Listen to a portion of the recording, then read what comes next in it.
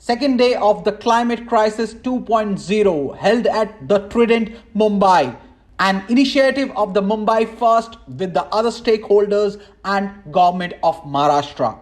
Day 2 with the panel discussions with the various stakeholders and dignitaries. The panel discussion highlighted various points how to reduce the impact of climate change, where officials from SEBI and other government institutions participated as well. And the panel discussion talked about the green bonds, green building, ESG, Article 243, about the Finance Commission, and the 74th Amendment, access to finance for the local bodies with more transparency, creating more and more bankable projects, especially considering the coastal cities internationally, and further talked about the PPP model with better implementation and much more. On the second day of the much needed Climate Crisis 2.0 conference, various distinguished guests were present, along with Nidar Godrej and S. Ramadorai, which concluded today's last session on Climate Crisis 2.0 with a hope to give a better future to the human race. So come, let's take you to some of the highlights of day 2. So I really want to start by commending the Mumbai First team here today for holding this very critical discussion on climate finance, especially in the context of increasing resilience in coastal cities. So for every sector and every challenge, we do require a different form of capital to address it. And while many of the mitigation actions, whether it's renewable energy or sustainable mobility, they are moving towards having a definitive business case, they can attract, more commercial capital. Other climate solutions are yet to receive the funding that they actually require. Maharashtra seems to be looking at climate change and saying this is that big green growth opportunity, and it's awesome seeing that from outside the city. So compliments to everyone in the city. We look at coastal cities from a basics perspective. There's a risk. There's a sea level rise risk. There's also a constraint. There's only part of the city that you can do stuff, and the rest of it is water. We look at Mumbai and say, from the outside world, it looks like Mumbai is the richest metropolis in the country. It's rolling in money. Why on earth would it be concerned about coastal financing? Because resilience measures to address things like sea level change cost a lot of money in general. They cost even more when you have the sea right next to you. There's only so much you can do.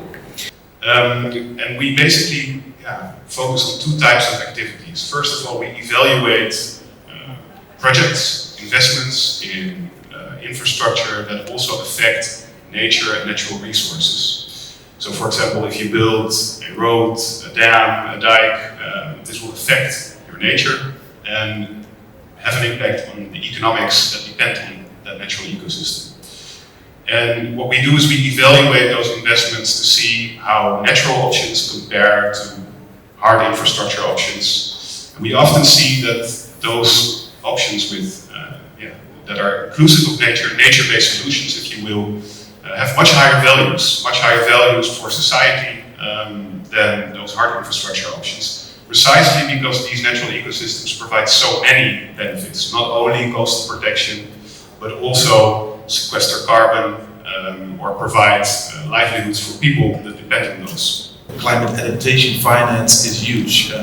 Yearly we are lacking about between $0.5 to $1 trillion a year to address climate resilience, and that money is not going to be bridged by public or philanthropic spending. So we really need to think about ways how to mobilize private companies, private investors to come up with scalable climate solutions. A little bit more about climate change in cities. You see problems being stacked. So temperature rise, sea level rise, storm intensity, and also urbanization. If you look at the business as usual, these problems are currently addressed with a kind of a sticking band-aid. So there's a storm or there's a flood in half of the year, so cities are building levees and dikes. And then the other half of the year there are droughts, and then cities are building desalination plants to provide people with drinking water. I I think brings us to another defining crisis of our time, that's climate change. We've been discussing that since yesterday. The sizzling heat waves in Mumbai are proof enough that this is a grievous climate reality and we need to act. With IPCC warning a 1.5 degree scenario by 2040, this has significantly raised the stakes for coastal cities. So more floods, more droughts, more storms, rising sea level. This is likely to flood the vulnerable areas and urban areas like Mumbai. However, I think the good news is that there is a window of opportunity that exists and there's a requirement for urgent action. Over the last 1.5 days, you would have heard of what kind of action is required. I think for me to put out 3 areas, one is encouraging natural infrastructure, ecosystem-based adaptation responses such as coastal wetlands restoration. I think it's very important. Technological, architectural and urban planning responses such as flood risk mapping and adjustments in socio-economic systems to reduce vulnerability.